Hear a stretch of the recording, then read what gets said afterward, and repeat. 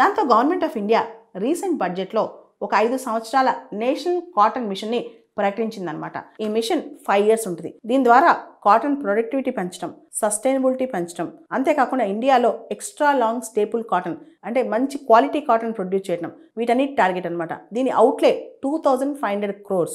ఇంత ఖర్చు పెట్టి మనం నేషనల్ కాటన్ మిషన్ ని ప్రమోట్ చేస్తున్నాం. దానికి కారణం ఇండియాలో క్వాలిటేటివ్ కాటన్ ని ఉత్పత్తి చేయడం, అంతేకాదు కాటన్ ప్రొడక్టివిటీ పెంచడం, ఇంటర్నేషనల్ మనం ఎక్కువ డిపెండ్ అవ్వకుండా లోకల్ మార్కెట్లో సస్టైనబుల్ మార్కెట్స్ పెంచుకోవడం. ఓవరాల్ గా మనం చూస్తే గత సంవత్సరం కాటన్ ఇంపోర్ట్స్ అనేవి బాగా పెరిగిపోయినాయి అనమాట. అంటే మనం విదేశాల నుంచి కాటన్ ఎక్కువ కొనుక్కొచ్చుకుంటున్నాం. లాస్ట్ ఇయర్ ఆగస్ట్లో 2024 ఆగస్ట్లో $104 million వర్త్ కాటన్ కొనుక్కొచ్చుకున్నాం. అదేవిధంగా 2024 సెప్టెంబర్లో $134 million వర్త్ కాటన్ కొనుక్కొచ్చుకున్నాం. ఇలా లాస్ట్ ఇయర్ మొత్తం కూడా విపరీతమైన కాటన్ కొనుక్కొచ్చుకున్నాం.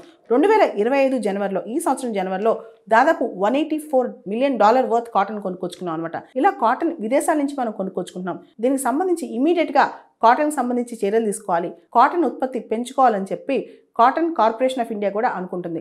రీసెంట్గా కాటన్ కార్పొరేషన్ ఆఫ్ ఇండియా వాళ్ళు కూడా దాదాపు 100 lakh bales of Indian cotton అనేది వాళ్ళు ప్రొక్యూర్ చేసి పెట్టుకున్నారు. కాటన్కి సంబంధించి మనకి ఇంకా ప్రొడక్టివిటీ పెంచుకోకపోతే విదేశాల మీద ఆధారపడితే ఇబ్బంది పడతామని చెప్పి గవర్నమెంట్ ఆఫ్ ఇండియా భావిస్తుంది.